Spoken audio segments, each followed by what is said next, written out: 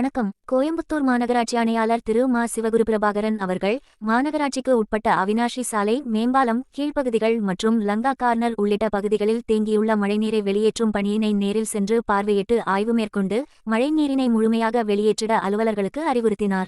இந்த ஆய்வின் போது மாநகர தலைமை பொறியாளர் திரு அன்பழகன், உதவி ஆணையாளர் திரு செந்தில்குமரன் உள்ளிட்ட மாநகராட்சி அலுவலர்கள் உடன் இருந்தனர்.